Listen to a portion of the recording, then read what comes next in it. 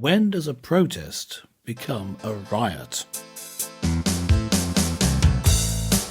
Hello and welcome to the Mark and Pete Show. Oh, yes. The UK government has defended its plan for noise limits on protests in England, Wales.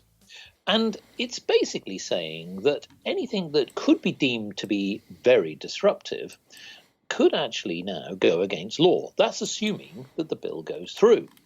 But many politicians are very fearful, and include the public, that this is actually the wrong timing for a bill of this nature. For example, the Shadow Justice Secretary, David Lammy, said there was no time such as this to be rushing through poorly thought out measures to impose disproportionate controls on free expression and the right to protest. Well, that may be true. But what's happened in Bristol, as we've seen recently, is riots and violence against this bill. And so does this mean that, in fact, the idea of protesting can go too far? Yeah. Well, Clergy Pete and businessman Mark have the answers, but here's the Of course. thought. If people's right to protest defines an age, it's an avenue for pursuit to peacefully engage. But when civil streets turn to a path to rampage, should you lose your right of way on the road to rage? Well, Clergyman Pete, I ask you, do you believe the government is doing the right thing? Or do you have some sympathy for some of the rioters in Bristol? Well, here's where I have great sympathy with them, businessman Mark. I think that this bill that you referred to, that's going through Parliament and may well be passed, I think it goes too far in trying to control protesters, such that the people who it will stop certainly won't be rioting. They'll simply be annoying, and in fact, the wording of the bill talks about a serious annoyance or inconvenience, triggering prosecution with possible sentencing of up to 10 years in jail, which seems to me that is just not really commensurate with the case of having, just been annoying. What does it mean to be annoying? Having said that, just let me add to that so we don't lose that point. Do you think, though, that some members of the public who perhaps use maybe protest and convert them into just wanton vandalism, riots, and potentially harming and even, dare I say, yes, creating fatalities? this is there where not be a rather effective measure? Yeah, well, this is where I would argue that there are already laws in place, to do with violence, to do with disturbing the peace, and to do with destroying property. Greta Thunberg, the climate activist, took a picture of herself sitting outside the Swedish Parliament. But it seemed to, it was on her, put it up on her Twitter account, but it seems to be a comment on this British bill. It's a picture of her sitting outside with a little placard, which I can't read because it's not in English. But in English on the tweet, she says, "Definite cause of serious annoyance," referring to herself. And I suppose she's calling for school strikes and stuff about climate change. So are those protests causing serious annoyance? They would do, wouldn't they, if you couldn't get into the class? So that's where I would say I do have sympathy with the protesters in Bristol, in that I think that when they say kill the bill, talking about this particular bill passing through Parliament, I think that they're right, that the bill needs to be changed. It goes too far, and it's rather draconian in the punishments offered. So that's where I would say they're right. Just a quick comment, of course, the phrase "kill the bill," I think it's ill-advised for Yes. overseas listeners in Britain. The bill is like saying the Fed in America. It's the police. And so when you say "kill the bill," it seems like you're telling people to kill the police. It's just sort of Yes, it's such it's an obvious unfortunate part. use of a word that can be used in multiple but ways. but Yes, of in course. short, yes, I have sympathy with them because I think of those two things: the sentencing is too high, and also that its definition of what triggers the prosecution being serious annoyance or inconvenience could cover a whole range of different things, which we don't want to stop. No. It's a Well, perfectly legitimate protest. of course. And we have to bring in here, of course, Boris Johnson, our esteemed Prime Minister Yes, of the big United fans Kingdom. on the Now, show. he said of the protests and violence in Bristol and condemned it as saying it is disgraceful. Well, yes, indeed. Yeah. Of course, any violence is disgraceful. But what the police have said is that it started off, and many of these, and just for incidentally, we're not talking about one incident, we're talking about a series of incidents, and there are probably going to be many in the future, about these type of demonstrations. And what's happened is that the police have acknowledged that most people have acted in a peaceful way, conducted themselves with decorum. But sadly, what's happened is that there's reached a point where perhaps members of the public have started to go into a mob-like fashion, as the police have described, where they've been hurling bricks, bottles, even fireworks. And the sad part is that not only are members of the public being injured, but the police have been injured themselves. So the police, to be fair, are just carrying out orders. They are doing what the government tells them to do. And so the police, to be fair, are trying to uphold the current law and hold some state of decorum. When the public reacts in that way, in a violent way, I wanted to get your thoughts in terms of, are they now crossing the line? And essentially what the government is saying, maybe Boris Johnson himself, is saying, look, we cannot tolerate this. We have to put harsher measures in place. I'm trying to see it from both sides of the equation here. Sure, yes. What are your thoughts? Well, I think that they at least giving the powers to the police to say there are stricter and stronger measures that they can enforce. Yes. Particularly against protesters who are violent. Here's my issue with it. I think that they did go too far, and it does seem to have descended into a riot rather than simply protesting. But notice that the police were then able to step in and break it up. I think that the existing laws are enough. That's my thinking. Now let's just, however, take it to another lot of protests. You know, the Extinction Rebellion protests, where they stopped underground trains from moving the subway trains, as that's what they're called in London, underground trains for our non-British viewers, in case you didn't know. The trains there were brought to a standstill, and therefore it inconvenienced many thousands of commuters. Yes. But the thing is that you could say, well, they're not allowed to do that sort of protest, so therefore they're carted away and they get 10 years in prison. That seems to me to be overkill. I think that I don't understand why, seeing as they're effectively taking ownership of a train, why there aren't laws already in place to stop them doing that. They're trespassing on someone else's property. There's already a law in place. I don't see why you need this extra law. But also I would point out that when someone is protesting in a way like that and annoys lots and lots of people, it turns people against their organisation, whoever they are, turns people against the issue that they're trying to support. So Extinction Rebellion are now seen as a bunch of annoying jokers, but people were taking their position seriously not so long ago. But this has turned people against them because they were being so silly in what they were doing. Yeah. So I don't think that just stopping protests in this way is a good way of doing it. I think this is my opinion. The existing laws deal with taking other people's property, deal with going on to other people's property, so trespassing, and violence, of course, is dealt with by various different laws. So I think it's already there. When protesters took that statue and ditched it into the harbour. Yes. That was stealing public property. So you didn't need this extra protest bill. No. Interestingly, you brought out a point there, which is Bristol isn't unfamiliar Well, here we with are. Yes, with exactly. rioting and demonstrations. We don't necessarily need to delve too deeply in this, but one thing that we do have to also highlight is that Priti Patel, who is the Home Secretary, tweeted, "I am disgusted by the disorder in Bristol and the violence being directed towards the police." And she goes on to say, "I'm in no doubt that the silent, law-abiding majority will be appalled by the actions of this criminal minority," referring, of course, to the atrocities that took place.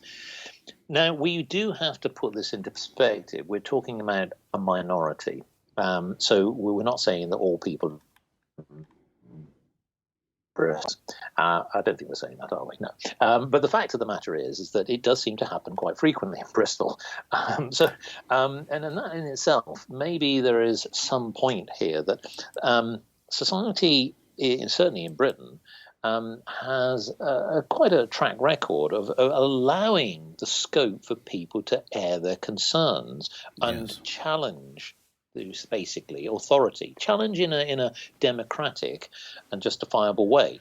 Now, what we're saying is that there is a way of doing it, isn't there? So we're going to get to what is a solution here before we sort of cover all the grounds. But just simply hurling bottles and rioting and throwing bricks is not necessarily Yes. going to be the Well, way forward. here's the point. In going against the bill, in saying we're against this bill because of it, the draconian measures and the imprecise nature of annoyance, etc., is not to say that we're supporting the protests, and certainly not riots, but protests as a method of making a change in a law have not historically been that effective.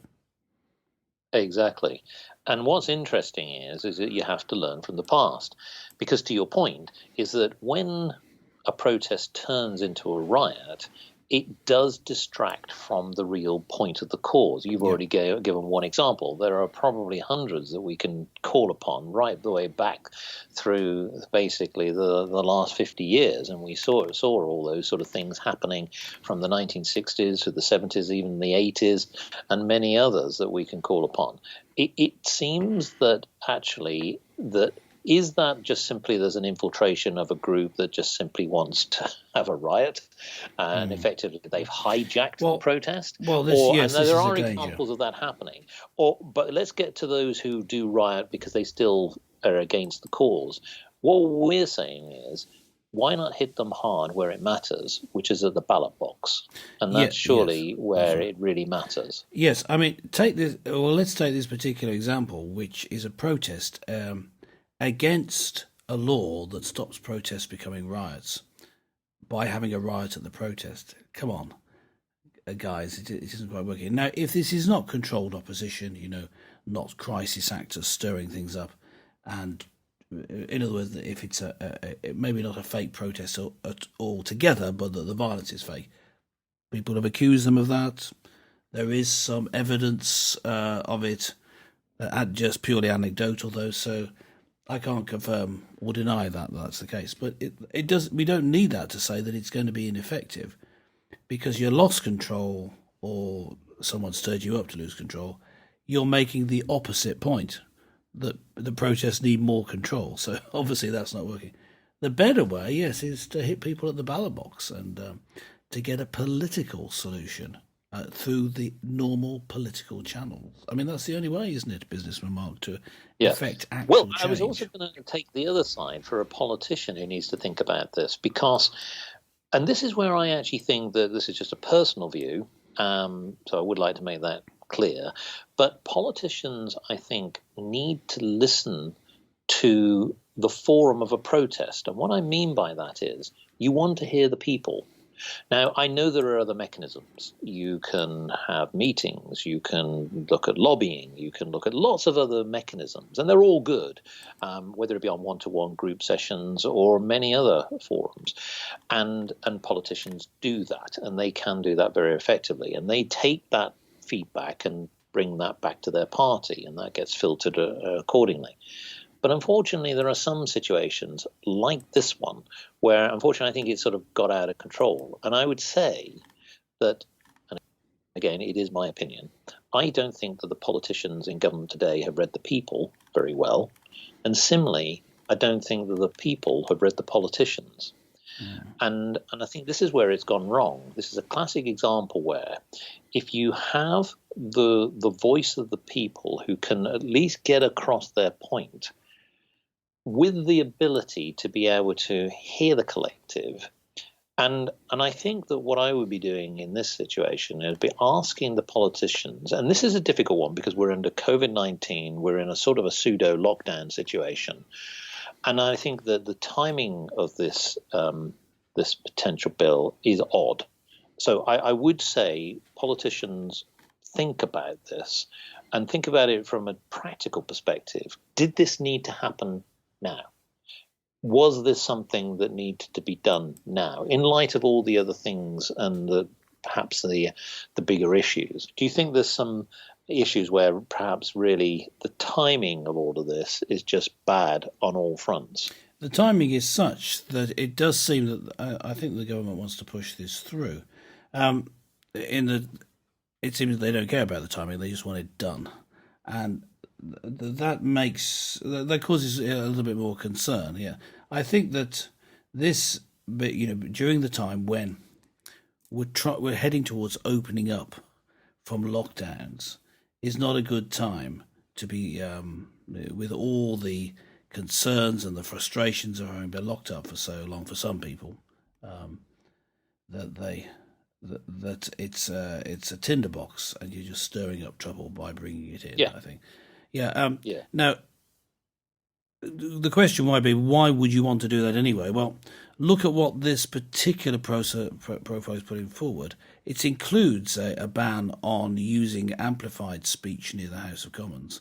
Yep. Now, or House of Parliament, rather, which includes the which House we of Commons. saw quite a lot during particularly the Brexit situation, where lots of protesters were quite vocal, should we say. I think that's fair enough. Yes, including Boris Johnson's opening speech as Prime Minister, when he could hardly be heard because of an amplified voice. Now, that's fair enough, but it does seem to point to me towards it's a very big bill. There's lots in it. It's not just what we've been referring to. But those parts of it that are trying to stop protest do seem to be put in place because the government thinks there's going to be more protests. They're looking to doing something that's unpopular. Now, I think that the way to deal with this is to write to your MP in no uncertain terms and don't be polite. Well, be polite as, say, dear sir or dear madam, but don't hold back. Say, look, if you're going to do this, I'm not voting for you next time, that's it. And make it clear that you have your friends with you. They're going to be losing votes next time if they put through a bill that you don't approve of and say, this is one step too far. I was with you, now I'm not. So change it. It's voting at the ballot box that is going to make this change. If they are going to put through bills that you don't like, next time you've got to get involved politically and get involved with the opposition. Make sure these people realise that you're serious about voting them out. And actually make sure they are voted out next time if they take too harsh a stance on protests. That'll be the ultimate protest. Be able to change it, but it does seem that the government is very nervous. Maybe it's simply that they fear that they may have to do more lockdowns and that will cause protests. I don't know what it is, but it does seem that they have in mind something that they're worried there's going to be protests and they need something to be able to squash them. Worrying. Here's a sort of concluding thought. Now, I'm going to draw upon Bristol's Labour mayor, who is Marvin Rees, and said recently in a media interview that the violence was unwelcome and that some protesters had damaged their cause by confronting the police. Yes. He went on to say, if the protests are meant to reduce the likelihood of the bill, then the actions of some of these protesters are politically illiterate and strategically inept. Well, listeners, what do you think? Do you agree with us? Do you agree with Clergyman Pete? Maybe have a different view. Maybe you feel that actually crossing the line and maybe some of the violence and perhaps disorder actually makes a point, ironically. Well, why not log on to Mark and Pete and let us know your thoughts? We'd love to hear from you. Maybe you were at some of these particular protests and demonstrations. Well, let's hear your thoughts. Well, let's gonna see this. We're all going to see this particular bill unfold, and will it go through? Well, that's another matter, maybe another story. Well, join us next time for more topical topics and peaceful commentary from Clergyman Pete and Businessman Mark.